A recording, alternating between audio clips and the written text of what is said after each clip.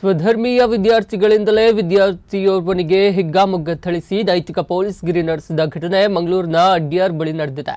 ನಗರದ ಸಂತ ಅಲೋಷಿಯಸ್ ಖಾಸಗಿ ಕಾಲೇಜಿನ ಮುಸ್ಲಿಂ ವಿದ್ಯಾರ್ಥಿಗೆ ಬಲ್ಮಠದ ಖಾಸಗಿ ಕಾಲೇಜಿನ ಮುಸ್ಲಿಂ ವಿದ್ಯಾರ್ಥಿಗಳು ಹಿಗ್ಗಾಮುಗ್ಗ ಥಳಿಸಿದ್ದಾರೆ.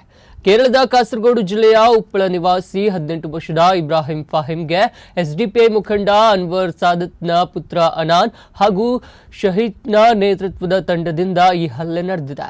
ಮುಸ್ಲಿಂ ಹುಡುಗಿಯ ವಿಚಾರಕ್ಕೆ ಇಬ್ರಾಹಿಂ ಫಾಹಿಂನನ್ನ ಕಿಡ್ನಾಪ್ ಮಾಡಿದ ತಂಡ ನಗರದ ಹೊರವಲಯದ ಅಡ್ಯಾರ್ನ ಫ್ಲಾಟ್ ಒಂದರಲ್ಲಿ ಕೂಡಿ ಹಾಕಿದ್ದು, ಗಾಂಜಾ ನಶೆಯಲ್ಲಿದ್ದ ಆರೋಪಿಗಳು ವಿದ್ಯಾರ್ಥಿ ಇಬ್ರಾಹಿಂ ಫಾಹಿಂನ ಮೇಲೆ ರಕ್ತ ಹೆಪ್ಪುಗಟ್ಟುವಂತೆ ಹಲ್ಲೆ ನಡೆಸಿದ್ದಾರೆ.